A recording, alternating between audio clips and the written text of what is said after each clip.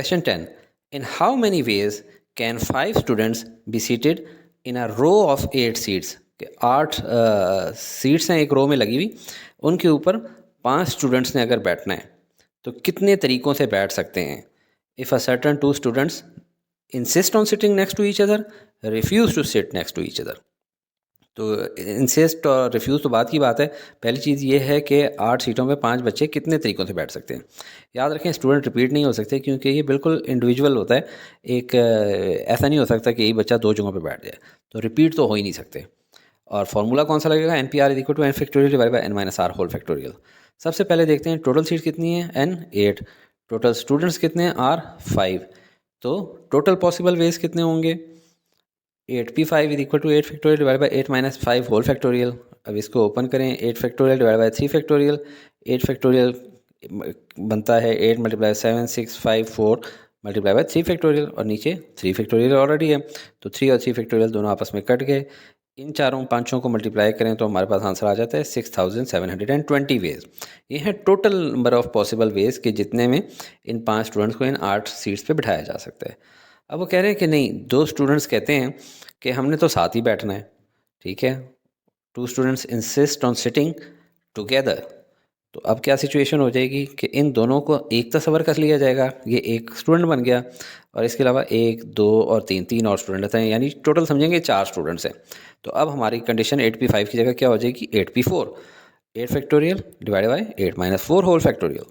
अभी आगे सॉल्व करें, 8 फैक्टोरियल, नीचे क्या बन गया, 4 फैक्टोरियल। 8 फैक्टोरियल को ओपन करें तो 8 7 6 5 multiply 4 factorial divide by 4 factorial. 4 factorial आपस में कट गए, इन चारों को मल्टीप्लाई किया तो हमारे पास आंसर आ जाता है 1680 वेज। अगर 2 स्टूडेंट्स ने जिद की हुई है कि आपस में बैठना है, लेकिन ये क्या, देखें, ये 2 स्टूडेंट्स सिर्फ 1 और 2 इस हालत में तो नहीं बैठेंगे ना, ये यूँ करके भी तो बैठ सकते हैं कि ये इधर बैठ जाए और ये इधर बैठ जाए, और बाकी सारी अपनी पोजीशंस चेंज करते रहें, ठीक है, और ये भी चेंज करते रहें उसमें, यानी कि ये भी एक यूनिट है और इसके अलावा एक ये टोटल 4 यूनिट्स इस हालत में हैं और 4 यूनिट्स इस हालत में। लिहाजा इस हालत में अगर ये 1680 वेज में बैठ सकते हैं, तो इस हालत में भी अगर कम्बिनेशन बनाया जाए तो 1680 मज़ीद बैठ सकते हैं, यानी कि इसको मल्टीप्लाई बाय 2 कर देते हैं तो टोटल बन जाते हैं 3360 वेज। दूसरा पोर्शन क्या है, refuse to sit next to each other. अगर इकट्ठे बैठें तो इतने वेज हैं, तो अगर इकट्ठे ना बैठें तो कितने वेज होंगे, यानी टोटल में से इतनों को माइनस कर देंगे। बड़े 2 students refuse to from sitting together, तो आंसर क्या होगा, टोटल पॉसिबल वेज में से माइनस कर देंगे इनको, जो कि 2 students insist on sitting together था। तो इससे हमारे पास आंसर आ जाता है 6720 माइनस 3360 इक्वल टू 3420।